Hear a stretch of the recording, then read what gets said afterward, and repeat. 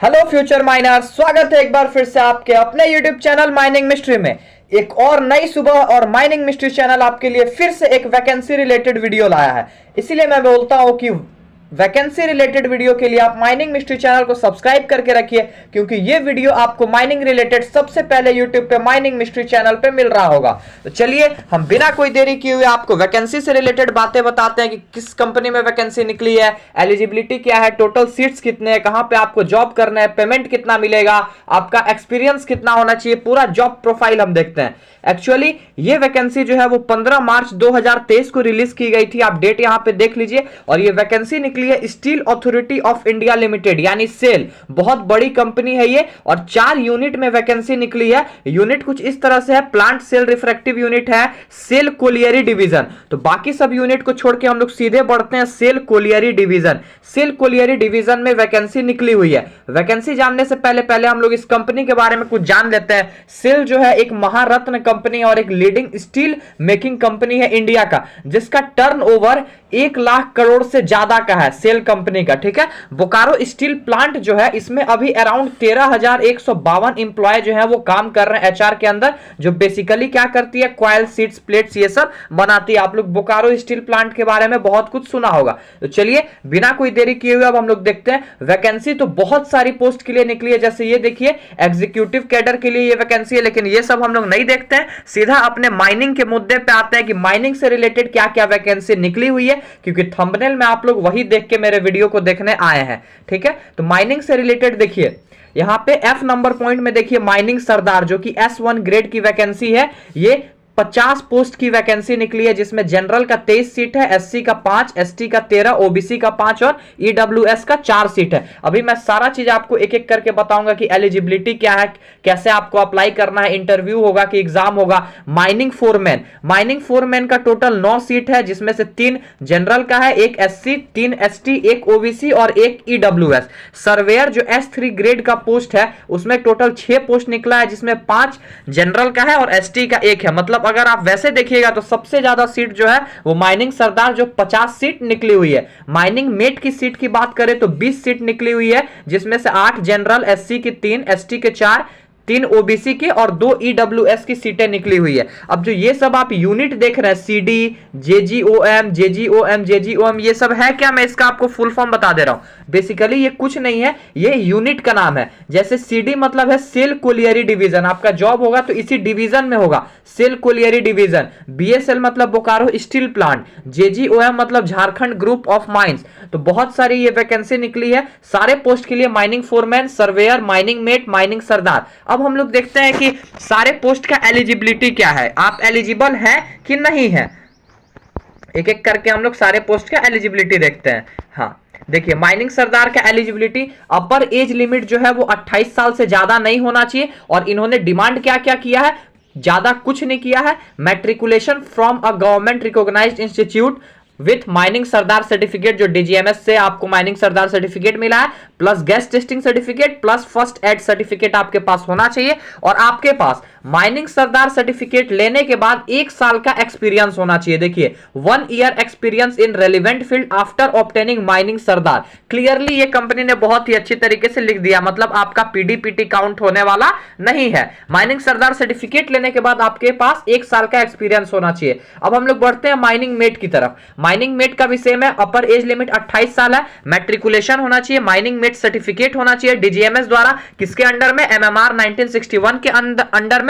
और ये पोस्ट के लिए भी 1 साल का पोस्ट क्वालिफिकेशन एक्सपीरियंस चाहिए आपको माइनिंग मेट सर्टिफिकेट लेने के बाद रेलेवेंट फील्ड में। ठीक है, अब हम लोग बढ़ते हैं सर्वेयर की वैकेंसी की तरफ। सर्वेयर में भी सेम है, 28 साल अपर एज लिमिट है, मैट्रिकुलेशन 3 साल का फुल टाइम होना चाहिए। इसमें जो पार्ट टाइम या फिर जो लेटरल एंट्री से किए वो अलाउड नहीं है। और इसमें जो मिनिमम 50% मार्क्स होना चाहिए उनको, और 40% अगर एससी एसटी है तो 40% चलेगा। एक्सपीरियंस सरदारशिप में भी, सर्वेयर में भी 1 साल का एक्सपीरियंस मांगा गया है सर्वेयर सर्टिफिकेट लेने के बाद। माइनिंग फोरमैन का देखते हैं, माइनिंग फोरमैन में भी 28 साल है अपर एज लिमिट, 3 इयर्स का फुल टाइम डिप्लोमा किया हुआ होना चाहिए, मिनिमम 50% होना चाहिए मार्क्स, ठीक है, परसेंटेज मार्क्स। और अगर SC ST है, PWD है यानी डिसेबिलिटी कुछ है तो 40% चलेगा। एक्सपीरियंस की बात करें तो 1 साल का एक्सपीरियंस आपको फोरमैन सर्टिफिकेट लेने के बाद आपके पास होना चाहिए। तो ये सारा चीज एलिजिबिलिटी, अगर आप एलिजिबल हैं तो अब आप अप्लाई कैसे कीजिएगा। वैसे अगर कोई बच्चे ITI वाले भी देख रहे हैं तो ITI के लिए भी बहुत सारी वैकेंसी निकली हुई है। देखिए यहाँ पे वेट, हाँ ये देखिए, जो मैकेनिकल किए हैं, मेटलर्जी किए हैं, इलेक्ट्रिकल किए हैं, उनके लिए ढेर सारी पोस्ट यहाँ पे निकली हुई है। ऑपरेटर कम टेक्नीशियन ट्रेनिंग की जो S3 ग्रेड का है, ठीक है, बहुत सारी पोस्ट इसमें निकली हुई है। जम जम के वैकेंसी सेल ने निकाली है। एलिजिबिलिटी आपने देख लिया। अब हम देखते हैं कि आपको कब तक अप्लाई करना है और अप्लाई करना कैसे है, ठीक है।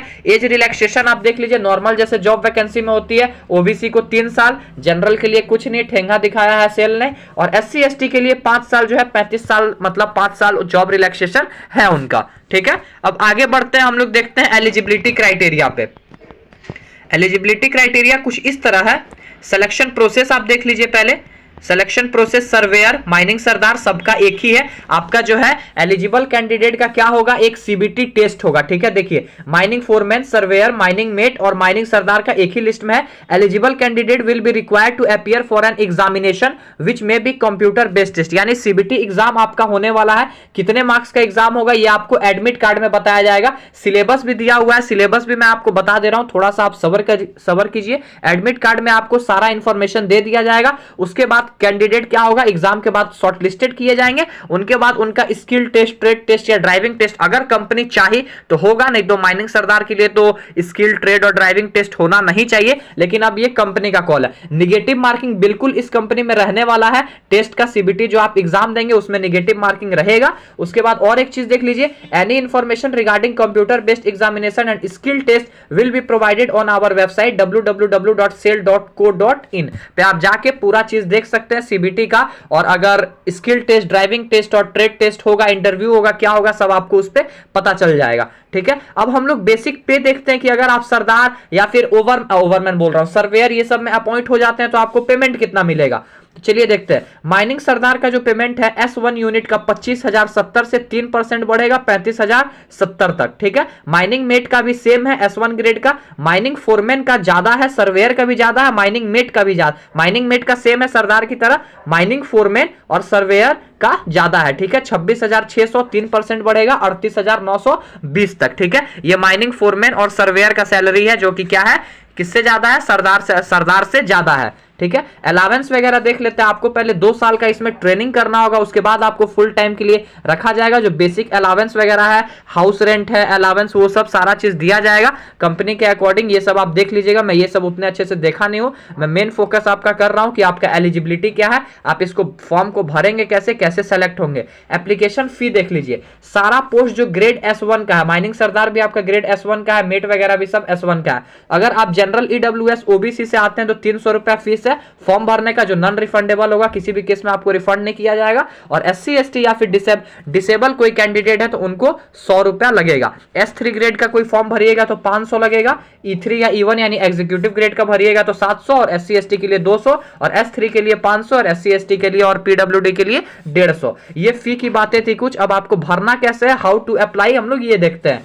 तो अप्लाई करने का देखिए, eligible and interested candidate would be required to apply online. Online आपको अप्लाई करना है सेल वेबसाइट से, सेल कैरियर में जाके आपको अप्लाई करना है। कब से अप्लाई करना है और कब तक अप्लाई करना है, आप थोड़ा सा वेट कीजिए, मैं आपको बताता हूं, ठीक है। Candidate, registered candidate is liable to reject, किसी भी स्टेज में उनको रिजेक्ट कर दिया जा सकता है अगर पता चला कि उनका कोई भी डॉक्यूमेंट जो है वो फॉल्स है। ये सब नॉर्मल बातें हैं जो हर कंपनी लिखती है। Applicant are required to keep the following thing ready before apply. Apply करने से पहले आपको एक valid email ID, mobile number, internet connectivity होना चाहिए, पासपोर्ट साइज कलर फोटोग्राफ तुरंत मतलब रिसेंट का होना चाहिए, स्कैन सिग्नेचर होना चाहिए और ये सब पेमेंट मोड जिससे आप पेमेंट करेंगे ये होना चाहिए। इंपॉर्टेंट नोट्स क्या है एप्लीकेंट्स के लिए ये आप देख लीजिए। अब प्रिंट आउट सबमिटेड एप्लीकेशन, आपको जो अप्लाई करेंगे उसके बाद आपको एक क्या उसका एप्लीकेशन रखना है। Original certificate issued by the competent authority supporting your field in details will be asked from your only at the time of interview. के टाइम आपका जो भी ओरिजिनल सर्टिफिकेट है, यानी आप सरदार के लिए ज्वाइन कर रहे हैं तो आपका सरदार का सर्टिफिकेट,